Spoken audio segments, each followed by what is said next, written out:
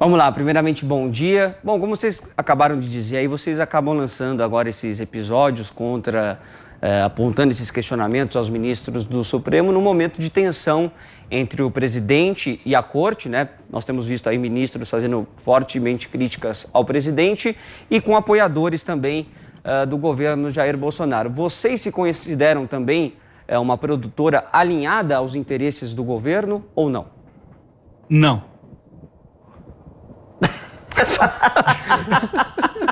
E o que vocês respondem às críticas das pessoas que dizem que vocês têm esse viés governista nos documentários, enfim, nos episódios que vocês lançam? Estão equivocados, né? Muito bem. Perfeitamente. Tá respondido. Adrilho e Jorge.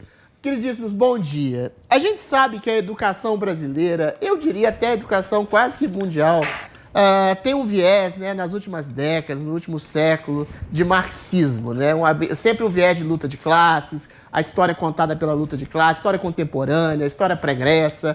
E nunca é dito isso de maneira muito clara, né? E a educação, eu não digo só educação formal. Educação através da arte, através do cinema, através de documentários, através de livros. A maioria das pessoas são progressistas, ou marxistas, ou eram, né? Os intelectuais, os escritores sempre foram. Vocês acham que estão rompendo essa hegemonia? Vocês acham que isso é um projeto megalomaníaco? O que levou vocês a colocarem esse lado mais singular da história? Mais singular não, mais verdadeiro da história, sem um viés ideológico. Eu queria perguntar, vocês têm um viés ideológico que se sobrepõe à obra de vocês? Ou vocês são mais fiéis aos fatos? E qual é o objetivo? Qual é a premissa básica, didática, da arte que vocês fazem hoje?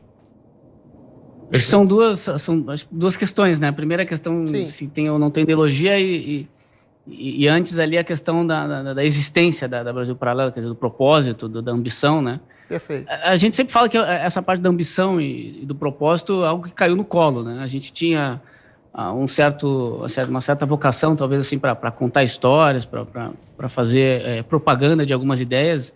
Nós não somos intelectuais, né? Sempre falamos isso. Nós produzimos os vídeos e fazemos as campanhas de divulgação dos vídeos. É isso que a gente faz. E aí, vamos dizer, com essa vocação de trabalho, aí a gente acabou caindo para nós essa missão de falar sobre esses assuntos. As pessoas querem esses assuntos, não fomos nós que despertamos esse interesse, né? As pessoas estão com esse interesse já, quer dizer, há mais de 5 anos, aí, mais latente na internet, e a gente se dispôs a fazer esse trabalho, e aí a grande surpresa, né, que a gente teve de esse trabalho ser muito reconhecido, e aí a gente promoveu um modelo de negócio de promoção das assinaturas, modelo 100% financiado por, enfim, interesse privado, ou seja, das pessoas, interesse particular de cada um. Voluntariamente as pessoas financiam, o negócio foi crescendo e a gente tem seguido fazendo o nosso trabalho. Quer dizer, a ambição, ela cresce na medida que cresce o interesse, né? Um processo natural de interesse público, de mercado e tal. E na questão ideológica, alguém quer... Não fala. Segue. Não, a questão ideológica não tem ideologia, né? Quer dizer, ideologia é quando você fecha um conjunto de ideias, né, e você passa a defender aquele conjunto de ideias para o mundo e tal, para a sua vida. E a gente até, por essa missão, por essa vocação de divulgar ideias, a gente colocou como nosso principal valor a verdade. E significa isso? Que a gente persegue a verdade, a gente não é dono da verdade e a gente sabe que talvez a maior parte das vezes a gente não vai chegar na verdade completa, em conhecer todos os fatos ou todos os argumentos. Mas uma vez que a gente entende que a verdade não é relativa, que existe uma verdade sobre cada caso, para cada pergunta existe uma resposta, a gente vai perseguir aquilo e, eventualmente, isso vai conflitar com narrativas que nós gostávamos, vamos dizer assim, porque somos humanos, eventualmente gostamos de uma narrativa, gostamos de um conjunto de ideias, mas na investigação, na produção dos documentários, muitas vezes acontece da gente se deparar com informações que não era assim como a gente imaginava. Fulano de tal não é quem a gente pensou que fosse e tal. E aí a gente precisa ir lá, refazer o roteiro, colocar as novas informações, porque estamos em busca da verdade. Então, isso quebra uma ideologia. Eu podia até ter uma ideologia, pessoalmente, mas nesse momento a ideologia foi quebrada. Né? Porque tem alguma coisa que fugiu da regra ali, daquele conjunto de ideias. Então, quando você busca a verdade, você não consegue ficar dentro de uma ideologia, né? Uma das coisas que o Adriles comentou ali sobre contar a nossa história, a versão verdadeira da nossa história e tudo mais, acho que uma das coisas que acabou caracterizando um pouco a Brasil Paralelo foi a série sobre a história do Brasil que a gente fez, né? Sim. Foi contando desde, enfim, da formação de Portugal até os descobrimentos, enfim, Brasil, colônia, império e tudo mais. E tem essa é uma série que, enfim, as pessoas se identificaram muito e gerou bastante repercussão. E o que a gente procurou fazer ali, na verdade, partiu de uma provocação de um dos professores que ele dizia, né? A gente tanto fala dos pais fundadores dos Estados Unidos e tem lá aqueles valores exaltados e etc. E as pessoas têm essa narrativa clara na cabeça e quando a gente vem para o Brasil, muitas vezes as pessoas nem sabem quem são os nossos pais fundadores ou não tem nada dessa visão, né? A gente é acostumado a fazer terra arrasada da nossa história, sempre quando a gente fala da história do Brasil é meio num tom de piada, etc.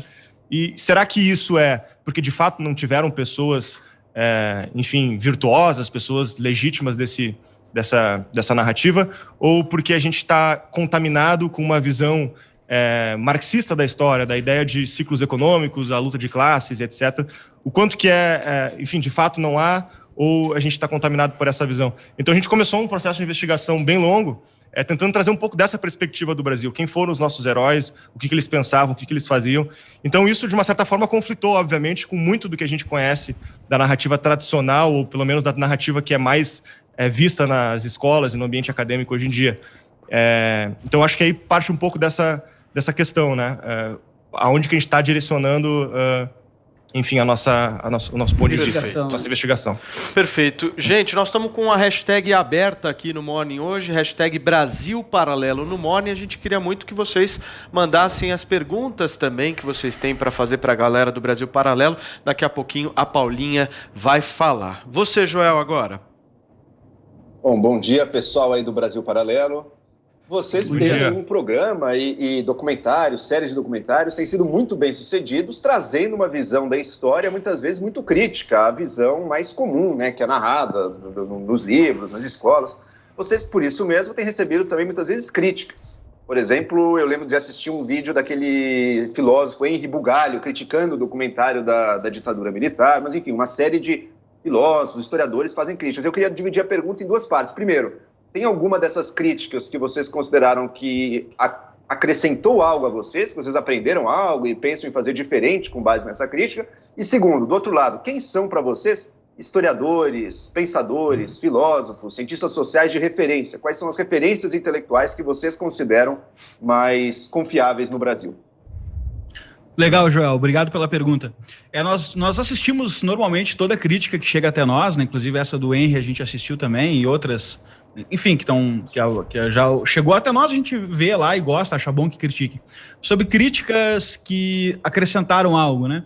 Teve um historiador, eu não vou lembrar o nome dele agora, infelizmente, um professor de história, não sei, mas que ele fez uma crítica à visão que nós apresentamos no primeiro episódio da série Brasil, que era sobre o crânio de Luzia ter sido encontrado. Porque a gente começa lá com um texto de retrospectiva, mostrando os primeiros fósseis e tal, né? No segundo, né? Segundo episódio. Mostrando os primeiros fósseis em solo brasileiro e tal, e aí a gente dá esse ênfase no caso de Luzia e comenta algumas coisas lá, e ele fez uma crítica que possivelmente merece alguns reparos, alguns comentários que a gente fez lá.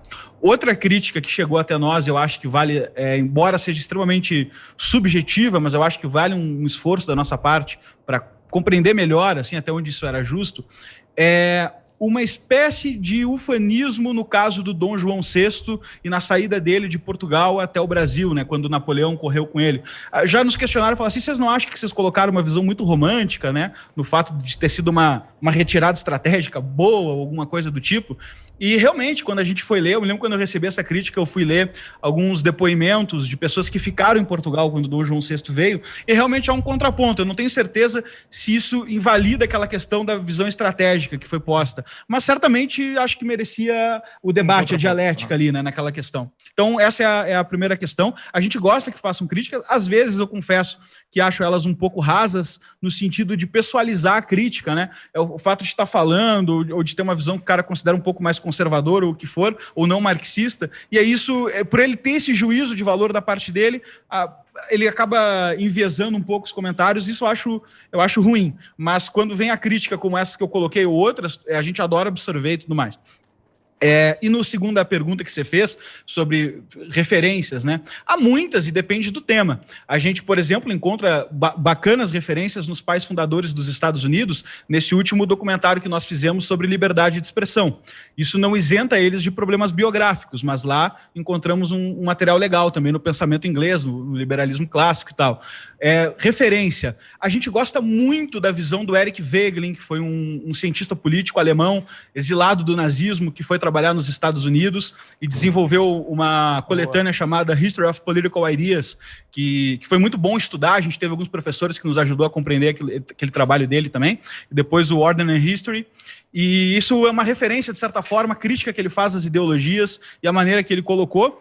E aí eu estou colocando pontos bem pontuais que nos ajudaram a construir essa visão, que nos foram apresentados e tal, mas a gente tenta fazer uma retrospectiva sempre do que a gente defende muito, principalmente para os nossos membros assinantes, que é onde a gente fornece os nossos cursos, que é a retomada dos clássicos, né? Que aí vai desde os pré-socráticos até os mais modernos, e esse estudo do debate de ideias ao longo da humanidade nos favorece muito. A gente também aprendeu muito com o professor Olavo de Carvalho, dentro do curso de ambiente fechado dele, do COF, lá de filosofia. Ele apresentou uma bibliografia imensa para o Brasil, que é verdade que o Brasil não traduzia antes dele ter mencionado, como alguns professores como Louis Lavelle, um filósofo francês e tal, que foi muito importante, e outros tantos títulos, principalmente nesse contraponto do marxismo, que eu acho que também eu não gostaria de deixar de colocar esse crédito de apresentação de bibliografia e de cosmovisão, só por ele ser uma figura bastante polêmica. E também é claro que, como se trata de documentário... Só um complemento. Como se trata de... Eu quero as figuras de hoje mesmo. Olha a cara brava do Joel. O Joel Pinheiro não gostou de ter citado o Olavo. Incomodou o Joel Pinheiro. Tava tudo muito bom, né? Tava tudo muito bom, até tranquilo. Agora o bicho vai pegar nessa entrevista. Nada. Eu convivo meio agora vamos sair no tatame aqui, cara. Venho trabalhar na Jovem Porrada. Mas eu queria perguntar mais sobre referências atuais mesmo. Isso, Olavo é uma delas. Outros intelectuais ou historiadores de hoje em dia, e quem são...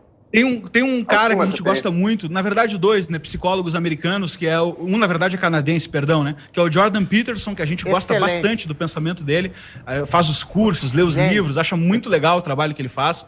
E tem o Jonathan Haidt também, que vai na mesma linha que ele e é um cara super propositivo.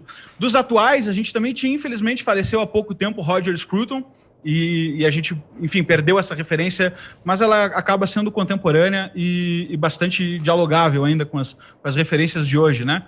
Muito bem, galera... Eu vou te contar uma coisa, Joel. A gente não separa muito morto de vivo, né? A gente gosta de uma frase do Chesterton, que a democracia devia incluir os mortos, né? A gente devia também ouvir o pensamento daqueles que já viveram entre nós, para a gente conseguir saber não só a opinião dos viventes, que tendem a ser parcialmente refém do seu tempo, mas a opinião de todos aqueles que já passaram por esse mundo.